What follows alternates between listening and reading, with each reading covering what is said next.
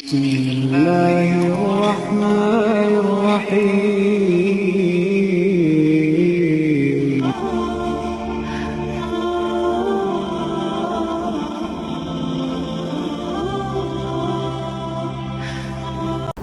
الحمد لله وحده والصلاة والسلام على من لا نبي بعده أما بعد فأعوذ بالله من الشيطان الرجيم فقلت استغفروا ربكم إنه كان غفارا يرسل السماء عليكم مدرارا ويمددكم بأموال وبنين ويجعل لكم جنات ويجعل لكم أنهارا وقال النبي صلى الله عليه وآله وسلم طوبى لمن وجد في صحيفته استغفارا كثيرا۔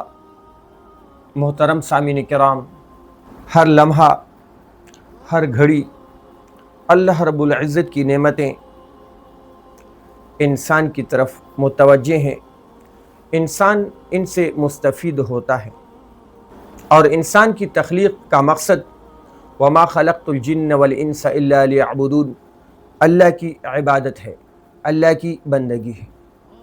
سال کے 12 مہینوں میں سے سب سے معزز، سب سے بڑھ کر عظمت والا رمضان شریف کا مہینہ ہے۔ یہ مہینہ اللہ کو بہت ہی محبوب ہے، اس لیے کہ اس مہینے میں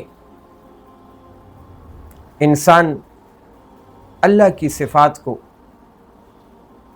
اپنے اندر پیدا کرنے کی کوشش کرتا ہے۔ اسی بنا پر یہ مہینہ اللہ کو اتنا محبوب ہے کہ روزہ دار کے اعمال کے اجر کا بندوبست بھی اللہ رب العزت خود فرماتے ہیں، فرشتوں کے ذریعے سے نہیں دیتے۔ دوسری بڑی وجہ یہ کہ قرآن کریم جیسی مقدس کتاب رمضان شریف کے مہینے میں اتاری گئی۔ شہر رمضان الذی انزل فیہ القرآن ھدی للناس وبینات من الھدی والفرقان۔ رمضان کا مہینہ وہ مہینہ ہے جس میں قرآن کریم کو نازل کیا گیا لوح محفوظ سے آسمانی دنیا کی طرف، اور یہ کتاب لوگوں کے لیے سراپا ہدایت ہے۔ اور قرآن کریم سے پہلے جتنے بھی کتابیں نازل ہوئیں تو ان سب کتابوں سے بڑھ کر یہ کتاب ہدایت دکھانے والی ہے، سیدھا راستہ دکھانے والی ہے، اور سب سے بڑھ کر یہ کتاب حق و باطل کے مابین فیصلہ کرنے والی ہے، یعنی حق کو باطل سے جدا کرنے والی۔ اور لیلۃ القدر جیسی عظیم رات جو ذلیل انسان کو، وہ انسان جو اپنے اعمال بد کی وجہ سے اللہ کی نگاہ سے گرا، فرشتوں کی نگاہ سے گرا، انسانوں کی نگاہ سے گرا، لیکن جب اس نے لیلۃ القدر کے رات عبادت کی، توبہ کی اور اللہ کی طرف متوجہ ہوا تو اللہ نے اس کو معزز بنا دیا۔ گویا کہ اس رات ذلیل انسان معزز بن جاتا ہے۔ تو رمضان شریف کا مہینہ بہت ہی عظمت والا مہینہ ہے کہ یہ لیلۃ القدر کی رات بھی عمومی طور پر اس مہینے میں جو ہے وہ ہوتی ہے۔ تراویح کا عظیم عمل جس پر صحابہ کرام رضی اللہ تعالی عنہ اجمعین نے اتفاق کیا، اجماع کیا، ہزاروں کی تعداد میں صحابہ نے، وہ عمل بھی اس مہینے کی جو ہے وہ زینت ہے، جس میں انسان زیادہ سے زیادہ سجدے کرتا ہے اور اللہ کا قرب پاتا ہے کہ ایک ایک رکعت پر 2500 نیکیاں ملتی ہیں۔ سرخ یاقوت کا محل انسان کو عطا کیا جاتا ہے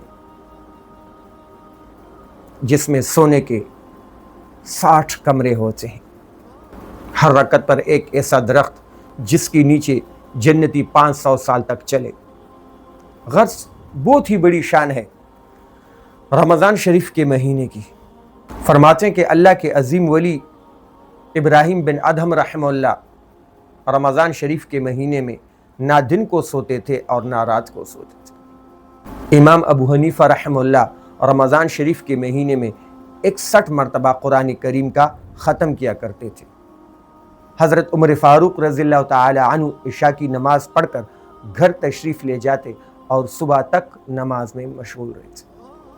حضرت عثمان غنی رضی اللہ تعالی عنہ کا معمول کہ رات کے ابتدائی حصے میں تھوڑا سوتے اور دیگر رات جو ہے اللہ کی عبادت میں مشغول ہوتے۔ غرض میرے محترم بزرگوں اور دوستوں، ہمارے بڑوں کی بڑی تاریخ ہے عبادات کے اعتبار سے۔ سال کے دیگر مہینوں میں اور خصوصی طور پر رمضان شریف کے مہینے میں نبی کریم صلی اللہ علیہ وسلم اتنی عبادت کرتے کہ پاؤں مبارک میں ورم آ جاتا تھا۔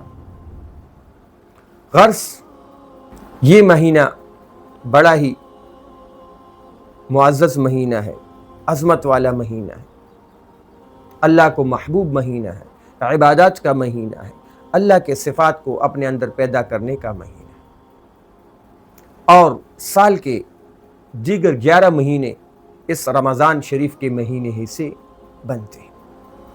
اب ان تمام باتوں کو، ان تمام حقائق کو جب ہم سامنے رکھیں تو ہمیں اس بات پر مجبور ہونا پڑتا ہے، اس عزم پر کہ اس مہینے میں زیادہ سے زیادہ عبادت کرنی چاہیے، اللہ کی طرف متوجہ ہونا چاہیے۔ لیکن افسوس کہ ہم اس مبارک مہینے میں بھی عبادات میں بڑے کوتاہ ہوتے ہیں، اور جو تھوڑی بہت عبادت کرتے ہیں اس پر ناز کرتے ہیں۔ یہ پھر ایک الگ فتنہ ہے، آفت ہے، نفسانی اور شیطانی چال ہے۔ حالانکہ اللہ کے محبوب بندوں کی سیرت کانوا قلیلا من اللیل ما یہجعون وبالاسحار هم یستغفرون کہ اللہ کے محبوب بندے، اللہ فرماتے ہیں، راتوں کو بہت ہی تھوڑا سوتے ہیں، اور جب رات کا آخری حصہ ہوتا ہے تو پھر وہ استغفار کرتے ہیں کہ یا اللہ، جس طرح تیری عبادت کا حق تھا اس طرح ہم نہ کر سکے۔ والذین یبیتون لربہم سجدا وقیاما، اللہ فرماتے ہیں کہ میرے محبوب بندے وہ ہیں جو رات بھر سجدوں میں گزارتے ہیں، قیام میں گزارتے ہیں، لیکن اپنی عبادت پر کبھی بھی ناز نہیں کرتے۔ ابو عامر رحمہ اللہ فرماتے ہیں کہ ایک مرتبہ میں ایک باندی خرید لایا جو بہت سستی تھی، دبلی پتلی تھی، بھوک کی وجہ سے ان کا پیٹ جو ہے وہ کمر کو لگ رہا تھا۔ میں نے رحم کھا کر اسے خرید لیا، اس پر رحم کھا کر اسے خرید لیا اور گھر لایا۔ ایک مرتبہ میں نے ان سے کہا کہ چلو بازار چلیں، رمضان کے مہینے میں کچھ خرید کر لائیں، تو اس باندی نے جواب دیا کہ شکر ہے اس رب کا جس نے میرے لیے سال کے 12 مہینے یکساں کر دیے۔ وہ سال بھر دن کو روزہ رکھتی اور رات کو عبادت کرتی۔ فرماتے ہیں عید کے موقع پر میں نے انہیں کہا کہ چلو کل چلیں گے، عید کے لیے کچھ خرید کر لائیں گے۔ تو اس باندی نے مجھے جواب دیا کہ آقا آپ تو دنیا میں بہت ہی مشغول ہو گئے ہیں۔ یہ کہہ کر وہ خلوت خانہ کی طرف گئی، تنہائی کی جگہ کی طرف گئی اور عبادت میں مشغول ہو گئی، اور عبادت کرتے کرتے جب اس آیت پر پہنچی وَيُسْقَى مِن مَّاءٍ صَدِيدٍ کہ جہنمیوں کو پیپ ملا ہوا پانی پلایا جائے گا، اور وہ جہنمی اسے نگلنا چاہیں گے لیکن وہ اسے نگل نہ سکیں گے، اور جہنمیوں پہ ہر طرف سے موت ٹوٹے گی لیکن وہ مریں گے نہیں۔ لہذا اس آیت پر جب پہنچی تو بار بار اس آیت کو پڑھتی رہی، اور اسی دوران جو ہے وہ چیخ مار کر دار فانی سے جو ہے وہ رخصت ہو گئی۔ تو یہ ہے اللہ والوں کی عبادت، سال بھر روزے رکھتی، رات بھر عبادت کرتی، اور جہنم کا اتنا خوف۔ ہم تھوڑے سے اعمال کر لیتے ہیں، رمضان شریف کے مہینے میں روزے رکھ لیے، تراویح پڑھ لی، تلاوت کر لی، اس پر پھر ناز کریں، ایسا کبھی نہیں۔ میرے محترم بزرگوں اور دوستوں، مبارک مہینہ گزرا، اللہ ہم سب کو بار بار یہ مبارک مہینہ دکھائے اور اس کے حق کی ادائیگی کرنے کی توفیق عنایت فرمائے۔ مقصد یہ ہے آپ حضرات کے سامنے کہ ہمیں زیادہ سے زیادہ استغفار کرنا چاہیے، کہ جس طرح رمضان شریف کے مہینے کے عبادات کا اور اس مہینے میں اللہ کی طرف متوجہ ہونے کا حق تھا، اس کو ہم ادا نہ کر سکیں۔ استغفار کے بہت ہی فضائل ہیں، اور ہمارے پاس حقیقت میں سب سے بڑا ہتھیار ہی استغفار ہے اور اللہ سے مانگنا ہے، لیکن اس شرط کے ساتھ کہ ہم گناہوں سے بچنے کی 100% کوشش کرنے والے ہوں، سنتوں پر 100% چلنے والے ہوں۔ جو بھی آفات آتی ہیں، مصائب آتے ہیں، تو وہ گناہوں کی وجہ سے آتے ہیں اور توبہ نہ کرنے کی وجہ سے آتے ہیں۔ کسی کے حق کو کھانے اور دبانے کی وجہ سے آتے ہیں، عشر و زکوٰۃ کو ادا نہ کرنے کی وجہ سے آتے ہیں۔ اور جو بندہ استغفار کرے گا اور توبہ کرے گا تو فرمان الہی فَقُلْتُ اسْتَغْفِرُوا رَبَّكُمْ إِنَّهُ كَانَ غَفَّارًا يُرْسِلِ السَّمَاءَ عَلَيْكُمْ مِدْرَارًا وَيُمْدِدْكُمْ بِأَمْوَالٍ وَبَنِينَ وَيَجْعَلْ لَكُمْ جَنَّاتٍ وَيَجْعَلْ لَكُمْ أَنْهَارًا۔ اے میرے محبوب حضرت محمد صلی اللہ علیہ وسلم، آپ مسلمانوں سے کہہ دیجئے، آپ انسانوں سے کہہ دیجئے کہ اپنے رب سے معافی طلب کرو، کیونکہ تمہارا رب بہت ہی معاف کرنے والا ہے۔ جب تم سچے دل کے ساتھ اللہ سے معافی طلب کرو گے تو وہ تمہیں معاف کرے گا، اور اس معاف کرنے کے نتیجے میں تم پر امن کی بارشیں برسائے گا۔ جس وقت بارش کی ضرورت ہوگی اس وقت بارش برسائے گا، جو تمہاری تباہی کا سبب نہ بنے بلکہ تمہارے کھیتوں کے اور تمہارے جانوروں کے سیرابی کا ذریعہ بنے۔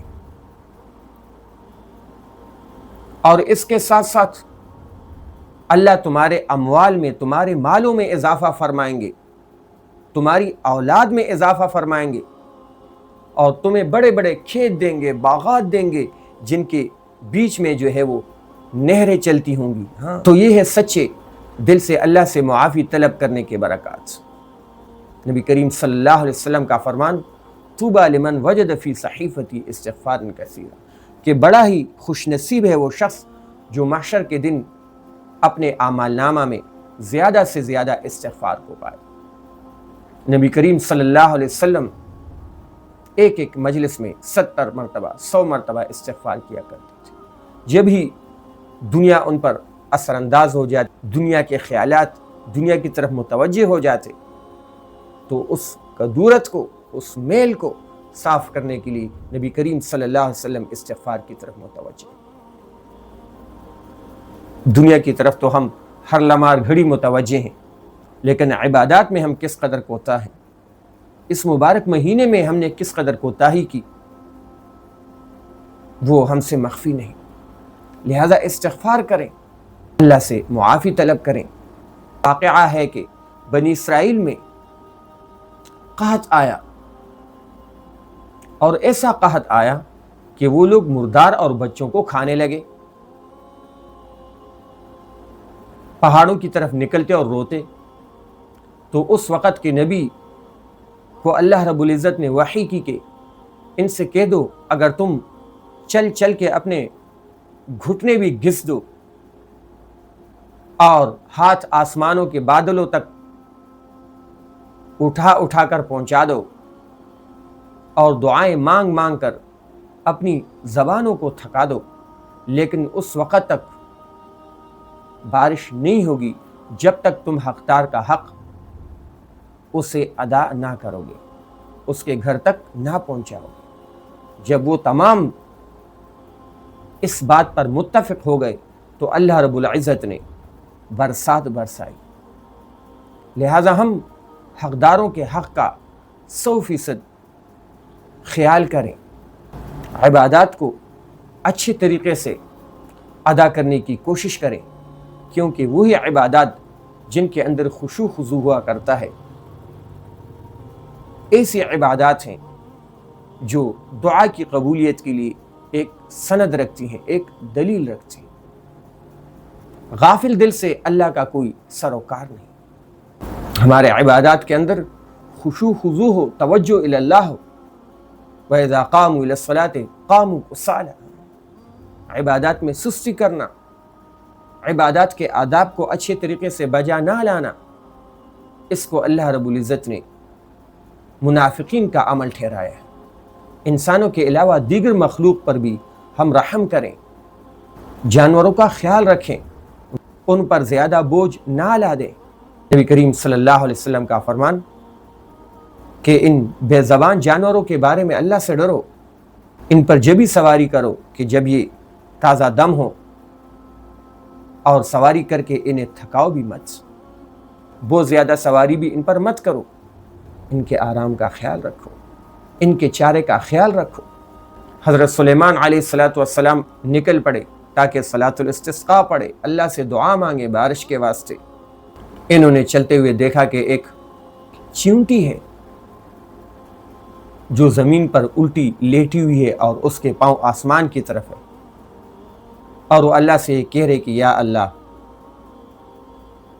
ہم تمہاری مخلوق ہیں، ہم تمہارے رزق سے بے نیاز نہیں، اور تو دوسروں کے گناہوں کی وجہ سے، انسانوں کے گناہوں کی وجہ سے ہمیں ہلاک مت کر۔ جب سلیمان علیہ السلام نے چیونٹی کی یہ دعا سنی تو واپس ہوئے اور اپنے دوستوں سے کہا کہ ہمیں رزق کسی اور کی وجہ سے ملے، ہم پر برسات کسی اور کی وجہ سے ہوگی، دوسرے مخلوقات کی وجہ سے، کیڑے مکوڑوں کی وجہ سے۔ تو دیکھو برسات آنا رک گئی تھی انسانوں کے گناہوں کی وجہ سے۔ تو یہ بے موسم برسات کا آنا، قحط کا آنا، اتنی برسات کا ہونا کہ ہمارے فصلوں کا تباہ ہونا، زلزلے آنا، میرے محترم بزرگوں اور دوستوں، یہ ہمارے اعمال بد کا نتیجہ ہے۔ غرض اللہ کے رحم و کرم اور فضل و کرم کو اپنی طرف متوجہ کرنے کے لیے ہم پر لازمی ہے کہ ہم اللہ کے مخلوق کا خیال کریں، چاہے وہ انسان ہو یا دیگر مخلوقات ہوں، اور کبھی بھی ہم اپنی عبادت پر فخر نہ کریں، ہمیشہ استغفار کرتے رہیں کہ یا اللہ، جس طرح آپ کی عبادت کا حق تھا ہم اس طرح عبادت نہ کر سکیں۔ ہمیشہ اللہ کی طرف متوجہ رہیں، اللہ پر یقین رکھیں، اور کبھی بھی اللہ سے مایوس نہ ہوں۔ انسان جو بھی اللہ سے دعا مانگتا ہے، اگر اس میں بہتری ہوتی ہے اس شخص کی تو فی الفور قبول ہو جاتی ہے، اور بعض مرتبہ انسان کا اللہ سے دعا مانگنا اور اس دعا کا قبول نہ ہونا، یہ انسان کے گناہوں کے کفارے کا جو ہے وہ ذریعہ بنتا ہے کہ اس مانگنے کی برکت سے اس کے گناہ معاف ہوتے ہیں، اور بعض مرتبہ اس کے لیے یہ دعا جو ہے ذخیرہ کر دی جاتی ہے، اس کا اجر اس کے لیے ذخیرہ کر دیا جاتا ہے۔ انسان اپنے خیر کو نہیں سمجھتا، انسان سے زیادہ انسان کے خیر کو اللہ کی ذات سمجھتے ہیں، لہٰذا اللہ سے مانگے، خوب مانگے، یقین کے ساتھ مانگے، لیکن رضا بالقضاء ہو، اللہ کے فیصلے پر ہم راضی ہوں، ہم شکر کرنے والے ہوں، ہم صبر کرنے والے ہوں۔ اللہ سے دعا ہے کہ مجھے اور آپ کو خوب اعمال کرنے والا بنائے، اور خوب استغفار کرنے والا بنائے، اور پکڑ سے محفوظ فرمائے۔ وآخر دعوانا ان الحمدللہ رب العالمین۔